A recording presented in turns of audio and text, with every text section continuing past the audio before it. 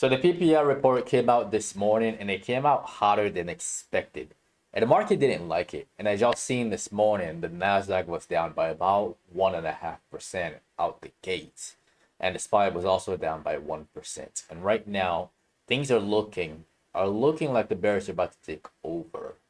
The SPY rejected off of 7,000. And in today's video, we're gonna discuss some opportunities for tomorrow that all of you should be keeping in your watch list. All right. Now, let's dive into the charts. Right off the bat, we got the SPY. And again, as I told you earlier, a rejection off of 7,000 right here. Okay, it's not looking good. The bears officially have taken over the SPY and the Nasdaq as well, right? So what's going to happen tomorrow? I'm thinking we see a continuation of this new trend that we're on right now. Boring 5-day session right here, followed by a massive surge in volume, followed by a big drop. This is good. At least the market is making a decision. And it didn't give us another doji. This is really, really good.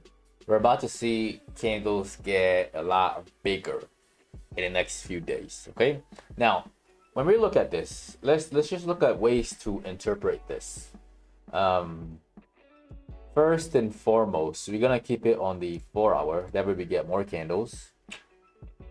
And then we're gonna establish resistance right here, which got breached a few times, but just set up a whole lot of traps and a whole lot of rejections. All right, we got the all-time highs right here at 26.4K, and then we have support down here, which has held throughout the past 2 months, and now we got underneath that line. Okay, so tomorrow a big tech company is about to report earnings, and that's going to really dictate how much movement we see pre-market. Okay, and that one is, let me see, that one is going to be TSM. And let's talk about it real quick since everything ties into it. So this is TSM. TSM right now today dropped by about 1% and it's down to 327 or 328. And I told y'all, earnings is tomorrow morning. Will the reaction be positive? The setup itself on the daily is bullish. The bulls are in control of the stock. It's bullish on literally every single time frame. All right, could it surprise everybody and pump to 350? It definitely could. Its current market cap is at $1.7 trillion. So is there a chance for us to see something like this? Yes, definitely. But with the way the market turned and the fact that the bears are now in control of the Nasdaq, I'm actually looking forward to this thing showing something negative and to actually tank. All right, the market needs a reason sell off. It's just waiting for it, at least a reason to accelerate the sell-off, in my opinion. Okay, so with TSM, patiently watch and wait for that reaction. If it's negative and we see a drop below 320, a move like that is inevitable, where we see it just fade all the way down to 300 and we see a massive surge in volume somewhere around the neighborhood of like 50 million shares traded, something like that. All right, that's what I see coming with this stock. That's what I want to see, and I want to see it drag the whole tech sector down. Okay, that's what I want to see. Now I wanted to touch on QQQ, and with QQQ, the gap at the top never got filled because the PPI number was above 2.6. It came out at 3% actually. Quite a big difference. And this is what you call a complete failure right there. It broke down, and then what you see right here, this is 1, 2, 3, 4, 5. The combination of all of these candles, there's a lot of bulls who got trapped in here. Unless it does a complete 180 tomorrow, unless we see some good news, unless we see something bullish come out of the market, this is the beginning of a very massive move down. Okay, unless we see something positive come out tomorrow, expect this. So that's my thoughts on it. Now, we're gonna do a quick update. Yesterday, I shared with you guys Microsoft to watch it for a drop after the retest of 473.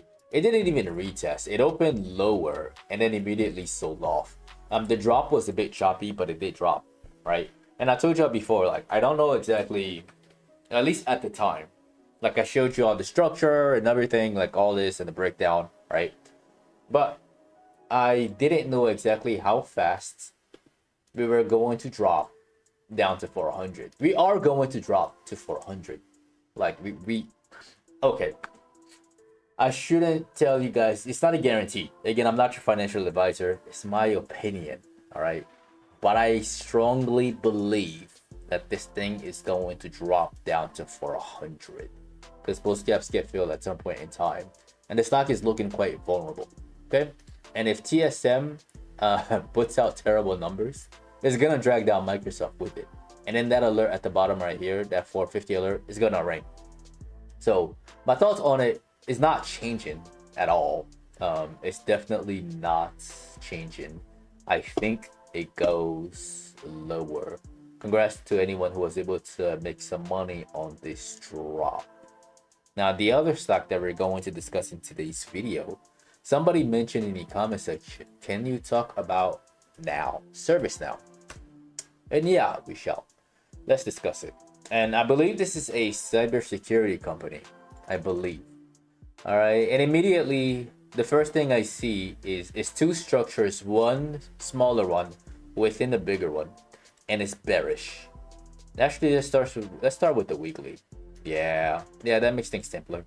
So the weekly chart, we got a bearish pennant that broke down in the beginning of November, and it never recovered with the market. It just kept falling and falling. And the fact that they had a earnings letdown right here caused this thing to fall even more. Usually when the stock doesn't do too well through earnings, they fall for the next quarter. That's typical. As y'all have seen with Netflix, it's a common trend. All right, stocks that doesn't do well, that fall by like 10% or lower, tend to have a horrible quarter. So this trend right here, I don't expect it to stop until the next earnings.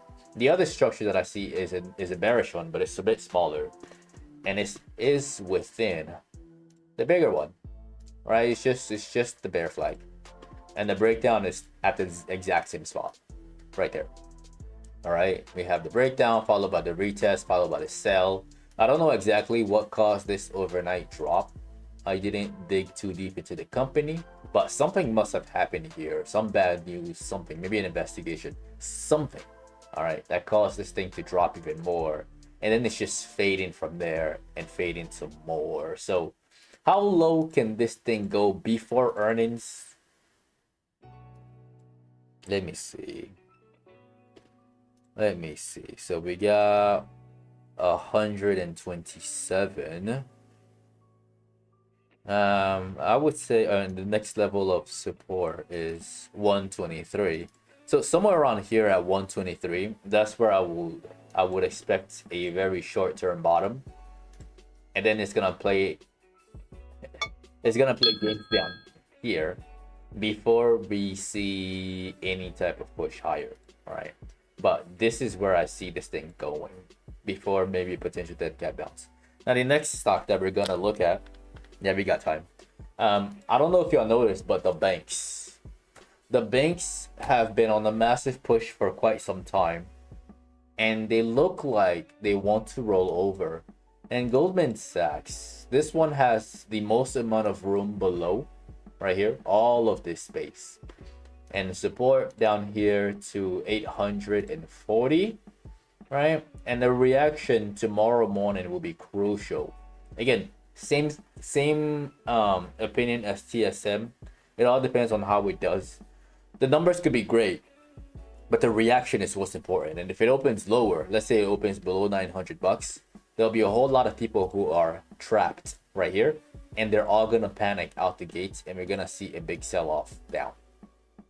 If the reaction is negative, these individuals will be trapped. Okay, And I wouldn't be surprised to see a negative reaction because this will bring it will align it with the other banks.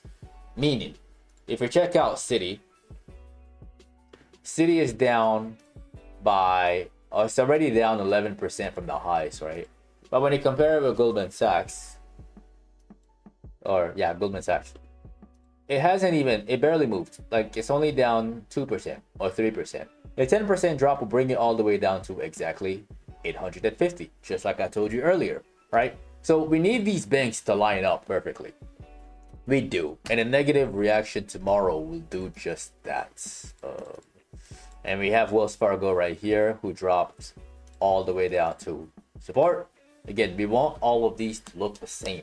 Goldman Sachs has to disappoint in order for us to see it.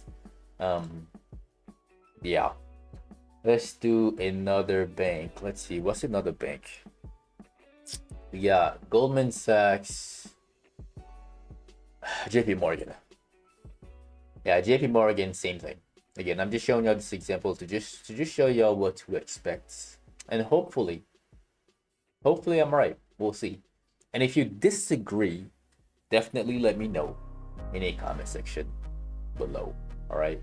Like, once again, I'm not your financial advisor, so do your own research on all of this. Okay. Don't forget to follow me on social media at Paul and the Technology Lab. And as always, don't forget to like and follow for more.